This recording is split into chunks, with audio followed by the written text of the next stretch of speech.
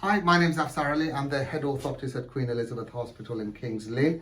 This is a teaching video of different vision types to assess patients, all the way from adults to babies. We've got our team here. Have a look. Hey, great team.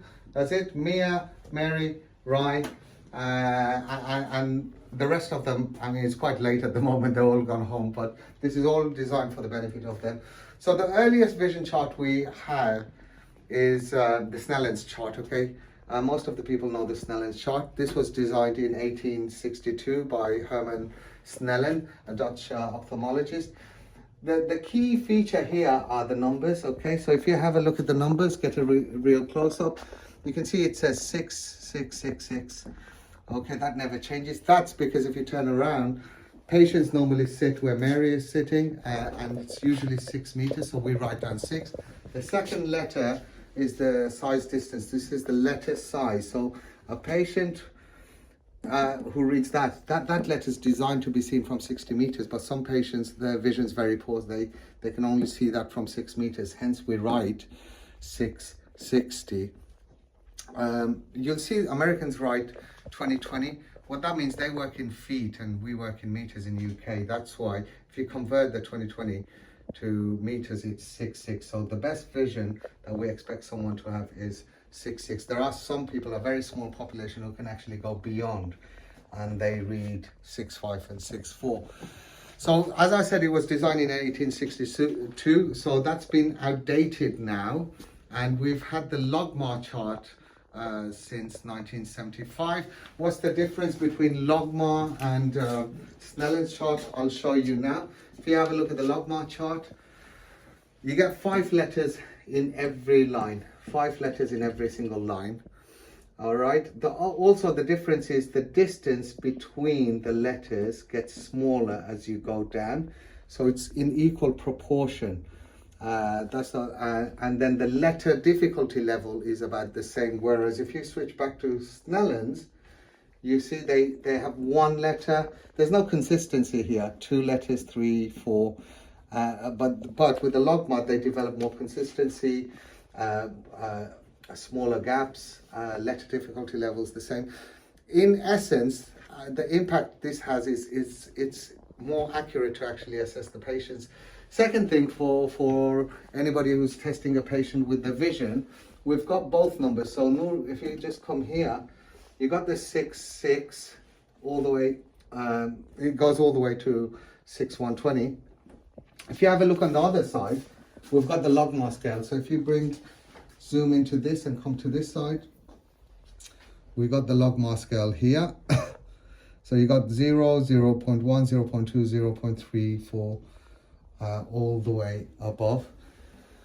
A patient who's got 6/6 vision will actually have 0, 0. The way I see, and I think I've got the easiest method here developed. Think of it as 0.1 as 1 line away from normal. Think of 0.2 lines away from normal. So 0.1 would be your 67.6. 0.2 would be your 69.5. So that's 2 lines away from normal. So that red line demonstrates your 6/6 or 20/20 vision. 1, 2 lines, 3 lines, 4 lines. I've memorized most of these. So if we start going to 0.4, that would be 615. So if you follow that along, that's a 615 line. The other thing to note, patients don't always get every single letter on that line, correct? Guys agree? Yeah? Yes. Yeah, so they don't get every single letter on that line. So they miss a letter. So for example, let's say the patient's on this line, 0.6. They miss 1 letter. If they miss 1 letter, what you do is you add a 0.2. So this would be 0.62. If they miss 2 letters, you write down 0.64. If they miss 3 letters, 0.664. The reason I'm saying that is, if you convert this to fractions, let's say a pizza, you've got a pizza and you got 4 pieces. Normally we say 1 quarter, 2 quarters, 3 quarters and 4 quarters, yeah? But if we convert it to decimal, let's say I'm going to give, out of the 4 pieces, I'm going to give you guys 1 pizza. So I'm giving you 1/4, but a decimal would be 0.25, yeah? So if you work it like that, 5, these 5 is 1/5, 2/5, 3/5, 4/5. But in a decimal, it's 0.2, 0.46, 0.2468, and then the full number. So if you try and remember it that way, I think this will help you tremendously. That it's, you get the line, they miss, and you always go to the larger letter. Because they're missing it, that means their vision is closer to that. It doesn't make sense if they're missing a letter that you give them a better vision. You're actually supposed to give them worse vision, so you say 0.62. 0.62. I'm going to do an example with Ria. Ria, yeah. You're going to pretend to be a patient. Can you cover your left eye? And cover your left. Somebody's struggling with the left from the right. Okay. And what's the smallest line you can read here? M-O-Y-Z. Okay. So basically, Ria missed 2 letters on this line. So everyone can see what's the number here? 0.3. Yeah. So she's missed 2. She's on that line. Minus 0.34. 0.34. Yes. So Mia's got that. Basically, Mia said 0.34. That's correct because she's on the 0.3 line. Okay, well, that's the easy part. The second part is you add an extra number after the decimal point. Because she missed 2, remember these work in 2, 4, 6, 8, 10, yeah? She's missed 2, so you add the 2, 2, 4, 3. So it's 0.34. Does that make sense? So what do we do when we have children now? Because they're also pediatric nurses, they're specialists on that as well. When we have children, a 4-year-old can't get the letters, yeah? So what you do with the 4-year-old is you switch over to case pictures. This is what we call case pictures, okay? So children's okay, so with 4-year-olds we do pictures in a line.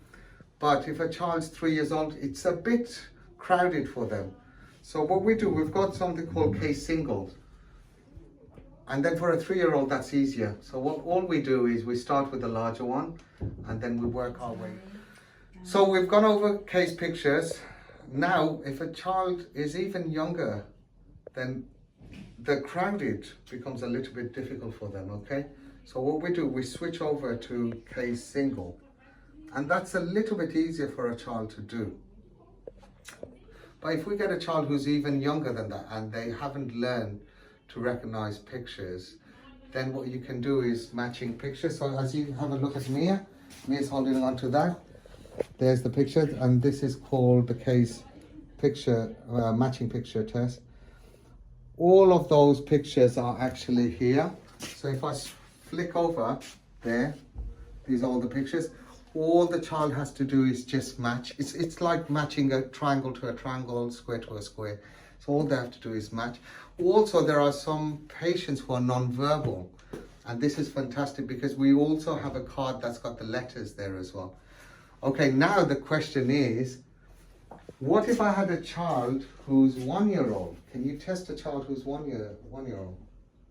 No, because they don't recognize the pictures yet. Okay, but I'll tell you now, we've actually got tests that test 1-year-olds. Oh, really?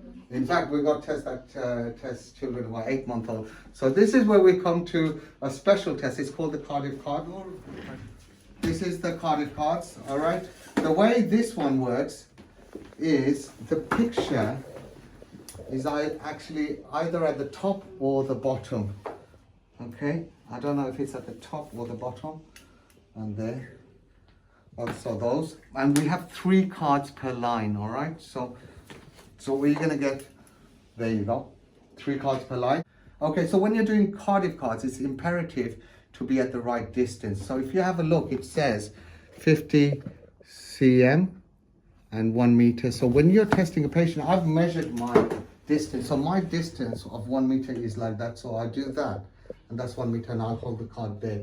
So if you're doing it at 50 is about there, and you're holding it at that distance. So always be mindful about how far you are, because it's crucial to an accurate result. You to test the patients from a distance of 1 meter, but if you're testing at 1 meter, this card is a 660 card. Okay, and I'm going to do the test with Ria just to demonstrate how you would test a baby. And if you can get it on camera, her eye movements, that would be good. So I do not know what's there. Basically, as a clinician, I should not look at the card, because if I look and I know where the pictures are, it makes me biased. Okay, and try to grab her eye movements when I do the pictures. Ready? No, get it right in front. Okay. Down. She's looking down. Okay, down. Up, up. There. Up. Okay, and then what you do, you keep going down with the picture. So I prefer, and this is a technique, and what I prefer to do is keep it on my lap, keep a finger there so I don't lose, and I can flick really fast, and watch me do it in real life. Down. Okay, I'm going to flick quickly. 2, I flick 2, down. Okay, I'm going to flick 2, but always keep a finger so I can go really fast, because with babies, they lose their concentration quite rapidly.